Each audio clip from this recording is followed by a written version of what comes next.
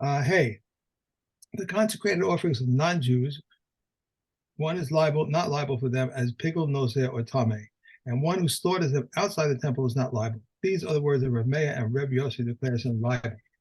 Things for which one is not liable for pigul, one is still liable for them nosa, and for tameh, except for the blood. Ben Shimon says for things which are usually eaten, but for the likes of wood, frankincense, and incense, one is not liable for them in tumah.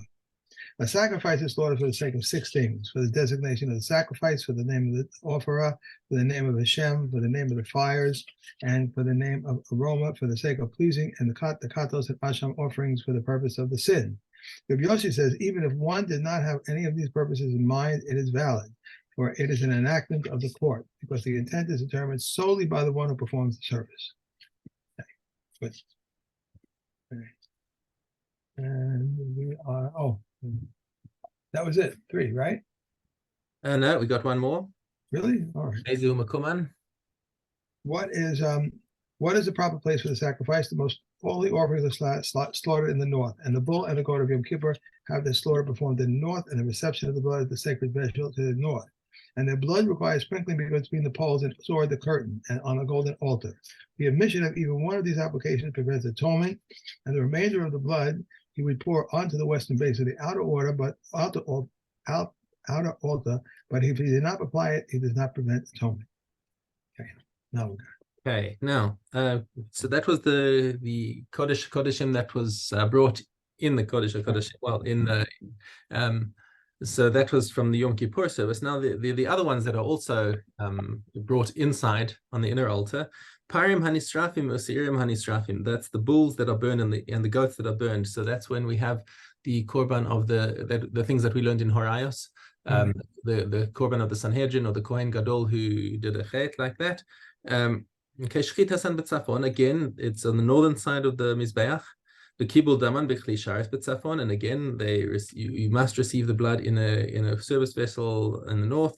The Daman Taon Hazaya ala Paroches, and this gets sprinkled at the Paroches and on the golden altar.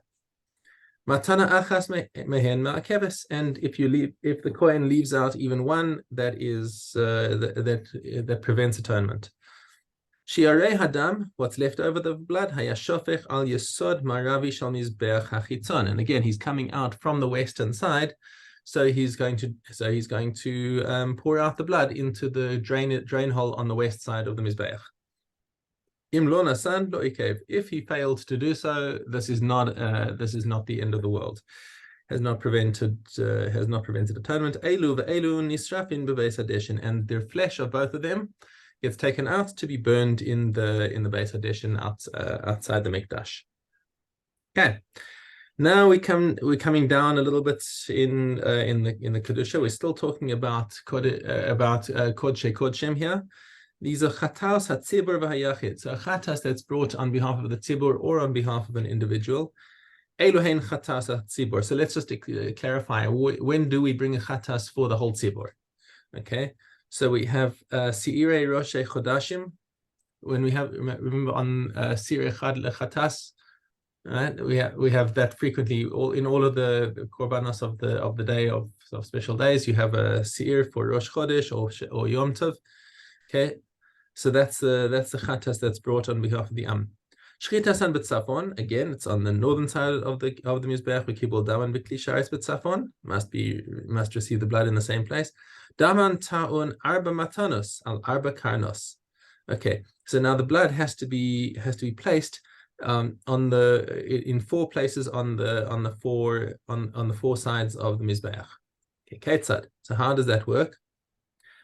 Ala b'kevesh. Okay, so we have. So I don't know if you've got it, but Kahati's got this diagram of the Mizbeach over here, which shows how the kevesh has got. So the kevesh is on the south side of the Mizbeach. So the ramp and there's a small ramp that goes just on the right hand side of the kevesh, where they go up and they can walk on the little ledge. So there's a ledge that's halfway around the Mizbeach. Will they turn to the right when they go up? Well, they have no choice but to turn to the right because if they're turning to the left, the big kevesh is blocking them. Uh-huh. So they've got to turn right and walk around the perimeter of the Mizbeach that way. Okay, so now returning to our Mishnah. So we got to do 4 matanos on 4 sides. How do they do it? Ala bakevish, he goes up on the ramp onto the sovev. Now the sovev is this little ledge that we were talking about over here. So the chatas of the chatas of a behema goes above the line, right? So and the sovev is above the line of the mizbeach. So this is where he has to go. He has to walk up onto this ledge. And he comes to the southwest corner, to the southeast corner. Okay. Then he gets to the northeast corner, then he gets to the northwest corner, then he gets to the southwest corner. And so each one of them he does 1 sprinkling. Okay. Shiare hadam haya shofech al yisod dromi. Now this time when he gets off on the other side of the mizbeach, if you so the sovev carries on and has and comes down, not down towards the base of the regular kevish, but it has a little sivuv. I don't know if you can see on this one, but as he comes off the edge, it goes down and then it comes back. Can you hold it closer? Okay. Out of focus. That's out of focus. The other way was good. Oh, okay. Sorry. Let me see if I can get this in focus over here. There. There we go. Right. Almost. Right. Almost. No. There we go. All right, right there. That's right. good. So you see there, it comes down the side and then doubles back. Okay. Right. So it takes you back down to this spot over here where the drainage hole is. Okay. So he brings down the remainders of the blood and pours them down the drainage hole. And because he's coming now on the south side, because he's coming from the kevish, so he pours it down the drainage hole on the south side of the mizbeach instead of the west, as if he were coming from the heichal. Okay. And the flesh of the chatas offerings is eaten inside the kalaim, curtains. The curtains. Thank you. The curtains, which is basically inside the azara. The zichre kahuna, only male kohanim may eat it. B'chol machal, and it can be cooked in any way that they see fit. They can roast it, boil it, fry it, whatever they feel like. Liyom v'layla ad chatzos. And how long have you got? That day and that night until midnight. Okay, and after that it becomes nosar. Okay, that's the chatas. So it's all eaten, it's all prepared in the same way, and it's eaten the same way by the kohanim. Mishnah Daled, Ola, the fully burnt offering. It's also Kodesh Kodshim. Shchitat, and because it's Kodesh Kodshim, again, the shchit is in the north. Kibul dama bechli sharis b'tzafon, and the receiving of the blood must be in the north. But dama taun shtei matana shehin arba, and this must be sprinkled twice, which makes 4 times. How so? We'll see that in a minute. Tu'una hefshet. Oopsie. So it doesn't actually. The Mishnah doesn't say it explicitly, but 2 matanos, which are 4, means that he goes to the northeast corner. So that's close to where he's standing. He's in the north when he receives the blood. He walks over to the northeast corner and does a splash that hits on both sides of the wall. So now he's hit the east wall and he's hit the north wall. Then he goes around the mizbeach to the southwest side and he does another splash onto the southwest corner, so that it hits the south wall and the east wall and the west wall. Now he's done all 4, so he's done 2 splashes, which are effectively 4 because he's done all 4 walls of the mizbeach. Okay, and again, any leftovers will then be poured out into the southern drain. I think he does it all with one hand. The sprinkling with his right hand, yes. Right, and what if he misses? What if he only gets one side? Then he'll try again. He can try again. He's allowed to try again. I believe so. I can't see a reason why not. Yeah. Okay. Okay. So the utuna hefshet, and now the ola has to be prepared in a special way. It has to be skinned, right? So, and then the hide is going to belong to the kohanim. V'nituach, and it has to be cut into its prescribed pieces. Right? There's some very specific pieces that it has to be cut into, and we're going to go into that at a later point. Okay. V'kalil l'ishim, and all of those pieces gets taken up and burned on the mizbeach. So the entire animal is burned on the mizbeach, But and not the nothing sword. and nothing is eaten by any humans. Right. Okay, and that's it for today. Okay. Okay, Horayos. Arios. Okay, we have Gimel Zion. A Yes. man takes precedence over women in matters pertaining to life and to returning to a lost article. A woman takes precedence over a man in matters relating to clothing and releasing her from captivity. However, if they both stand to be molested, a man has precedence over a woman. A Kohen takes precedence over a Levi, and a Levi takes precedence over Israel. Or Israel takes precedence over a Mamzer. A Mamzer takes precedence over a Nissanite. A Nissanite takes precedence over a convert, and a convert takes precedence over a freed slave. When is this? When they are all equal. But if the Mamzer is the Torah scholar and the Kohen Gadol is ignorant, the Mamzer who is the Torah scholar takes precedence over the Kohen Gadol who is ignorant. And we have one more at the beginning of Zavachim now.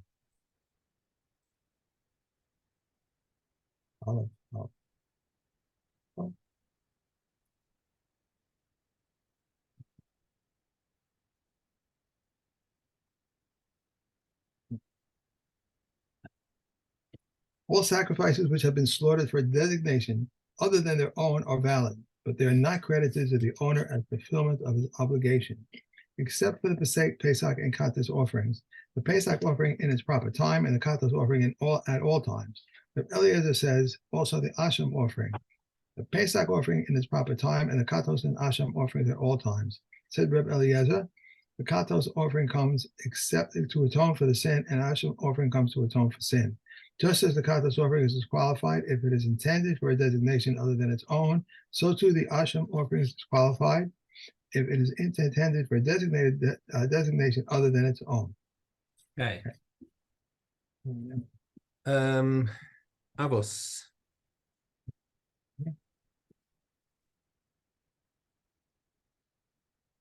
Okay, Gimel.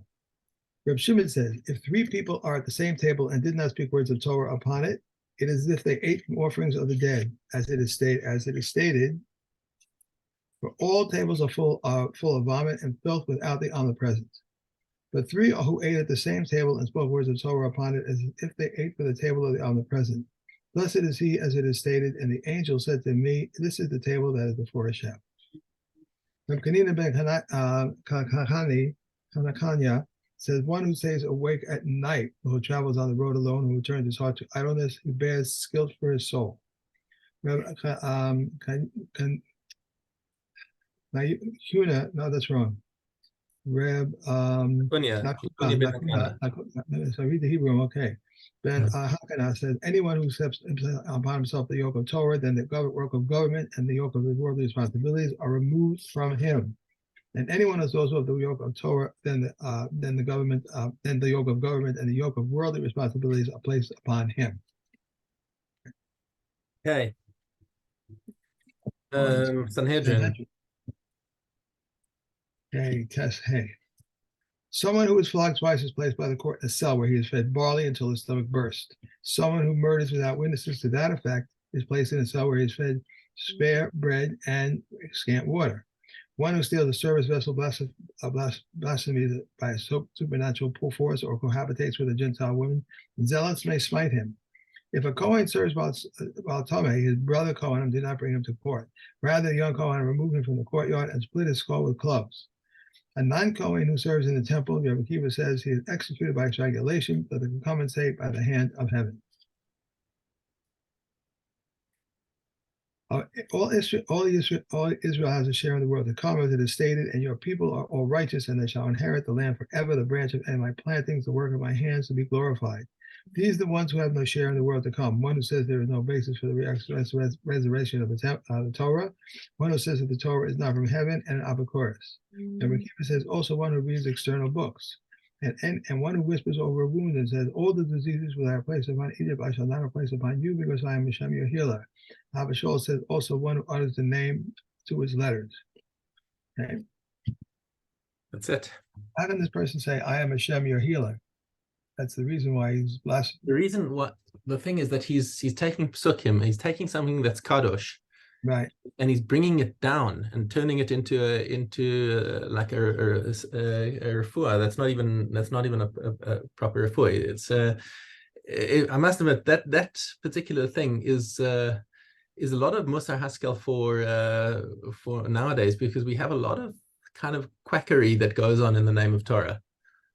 And no, you need to melt lead or whatever. And I'm sorry about it, but that's like close to Darkei Mori. And even if you say, oh, it's Hashem doing it, that's not, something that Hashem put in the world to do. Right. Hashem made it that you go to doctors to try proper refuah, to try things that's tested and verified and works, not things that are like, if we make this incantation and put a pasuk on it, and you're taking psukim and you're turning them into Narishkeit. Right. That's why it's considered such a serious avera. Roger, did you ever see Indiana Jones, the first movie? I did. So Yitzi told me that the people in the theater, they're all Israelis watching this thing, and when he went to the scene where he was making this incantation, over the ark and everything, Yeah. he says he was really saying Kaddish.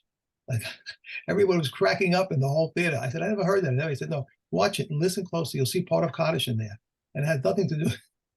He said that it was full of Israelis that they were just laughing.